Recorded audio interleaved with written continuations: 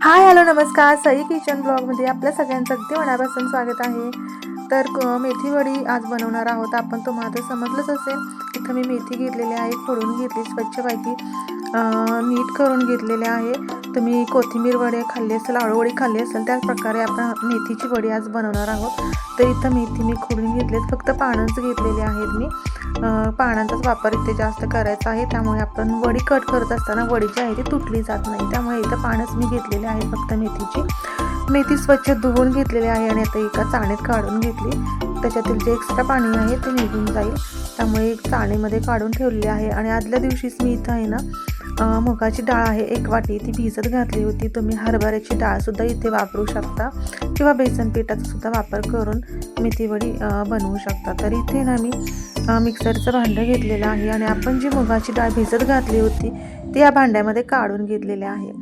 तर भांड्यामध्ये काढून घेतल्यानंतर यामध्ये मी घालणार आहे काही मसाले, म्हणजे जे काही हिरवी मिरची किंवा अद्रक लसूण, जे काही आलं लसूण असतं ते घालून घेतलेलं आहे आणि छानपैकी याची भरड करून घेतलेली आहे, अगदी जाडसरच करून घेतले। अशा प्रकारे रवाळ पद्धतीने मी ते मिक्सरमध्ये काढून घेतलेलं आहे। आता आपण जी आहे ती मेथी जी काढून घेतली होती चाळणीमध्ये, ती अशा प्रकारे बारीक बारीक कट करून घेणार आहे, जेणेकरून वडी जी कट करत असताना आपली वडी जी आहे ती तुटली जाणार नाही, छानपैकी वडी छान अशा शेपमध्ये तयार होऊन येईल। त्यामुळे मेथी जी आहे ती मी ती अशी बारीक बारीक कट करून घेणार आहे। अशा प्रकारे जी आहे मेथी ती मी कट करून घेतलेली आहे, छानपैकी कट करून घेतली। आणि पुन्हा एकदा सांगते की इथे आपण फक्त मेथीच्या पानांचा वापर केलेला आहे। त्यानंतर यामध्ये घालणार आहे सुके मसाले, जसे की जिरे पावडर, धनिया पावडर घातलेली आहे, हळद घातलेली आहे 1 छोटा चमचा, आणि त्यानंतर मी यामध्ये घालणार आहे ओवा।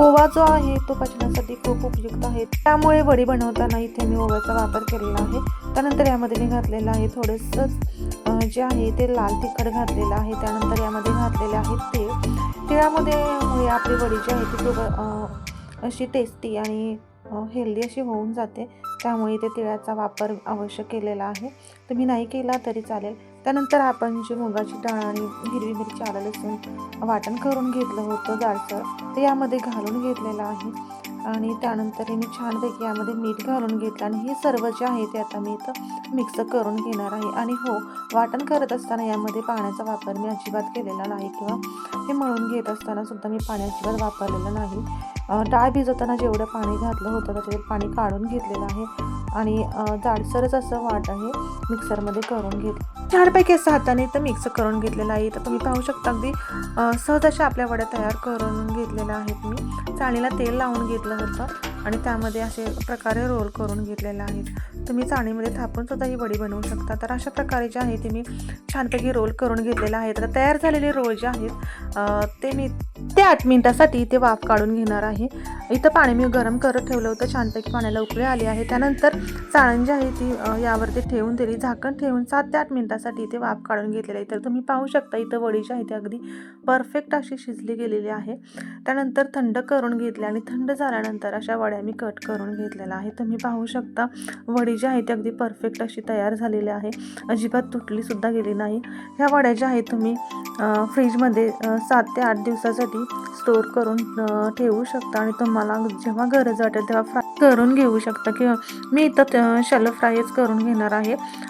तर इथे मी वड्या ज्या आहे कट करून घेतल्या होत्या, ते एक एक करून तेलामध्ये अशा घालून घेतलेलं आहे।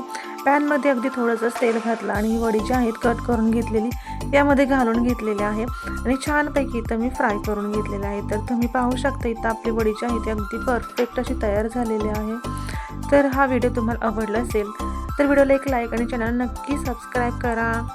चला तर मग भेटूयात नवीन एका व्हिडिओमध्ये, तोपर्यंत मस्त खा आणि स्वस्त राहा, बाय बाय।